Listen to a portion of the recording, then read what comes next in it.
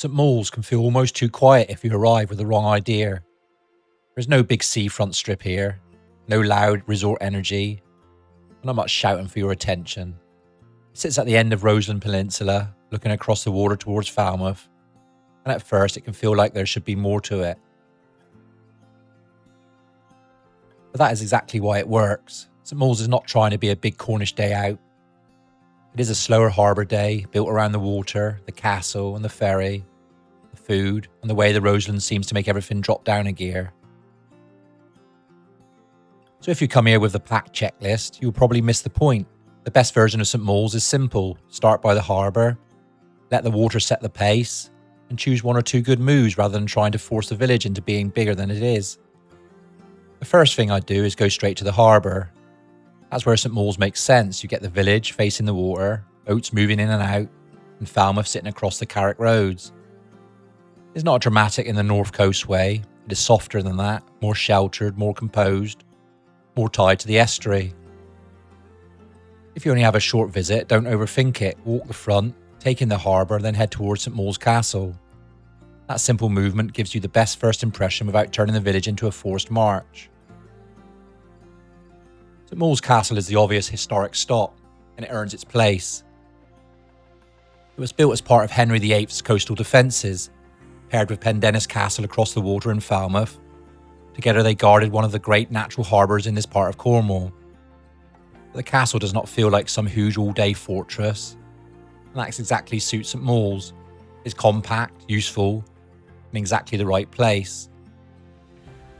As you walk out towards it, you start to see the village differently. St Mawes stops being just a polished harbour view and becomes part of a defended entrance, a maritime route, and a working stretch of water. I treat the castle as a planned part of the day rather than something you casually assume will fit around everything else. Opening arrangements and access can vary through the year, but it's worth checking before you build the whole day around.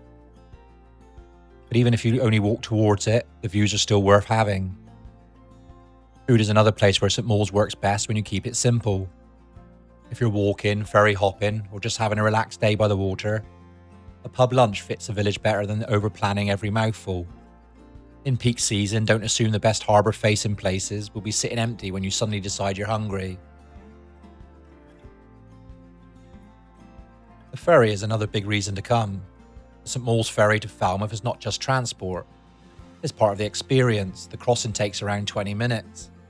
It gives you a much better feel for the Carrick roads than you just get from standing on land. You move between two different Cornish moods, St Mawes, quieter, more village-like, and Falmouth, busier and more maritime. If you're staying near Falmouth, arriving by ferry is probably the best way to visit St Mawes. It gives you a car-like day and drops you into the village in the right mood. If you're already on the Roseland, it gives you a simple way to reach Falmouth without driving the long route around. But remember, it's still a boat service. Weather and operating conditions matter, and access can involve steps, especially at lower tides. It is brilliant, but it's also not something to treat like a train platform with water underneath it. The beaches in St Mawes need the right expectation. This is not a big beach resort. The village beaches are small, sheltered and shaped by the tide. They're good for a paddle, a short swim in suitable conditions, sit in the sun, or letting children burn off a bit of energy close to the village. Use them as part of the rhythm, not the whole plan.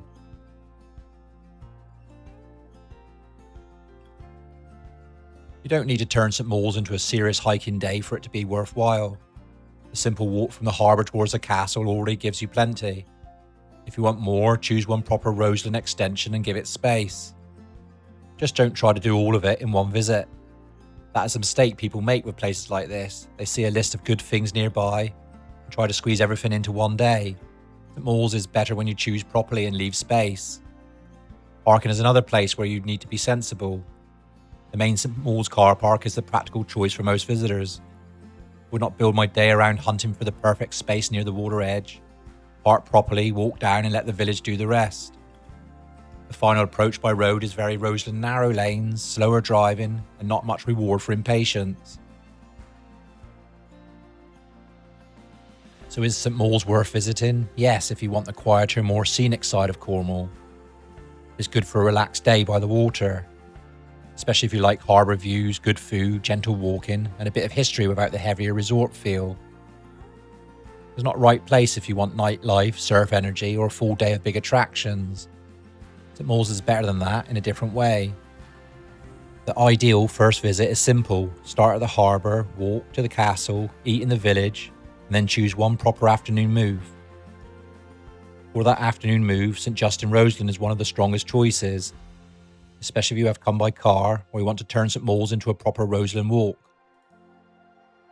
You can walk there from St Mawes, heading out past the castle and following the coastal route towards the church. But treat it as a real walk rather than a quick wander from the quay. The church sits in a remarkable creekside setting, with the churchyard, the water close by, and that sense of stepping away from the obvious visitor route. If you want St Mawes to feel less like a quick village visit and more like a part of a wider Roseland day, this is the move I'd choose. Not try to make it louder than it is. St Mawes works because it has substance behind the view. It is beautiful, yes, but the stronger reason to go is that it gives you a complete Cornish day without needing noise or novelty. Let it be small, let it be slower, let the water shape the day. That is when St Mawes is at its best.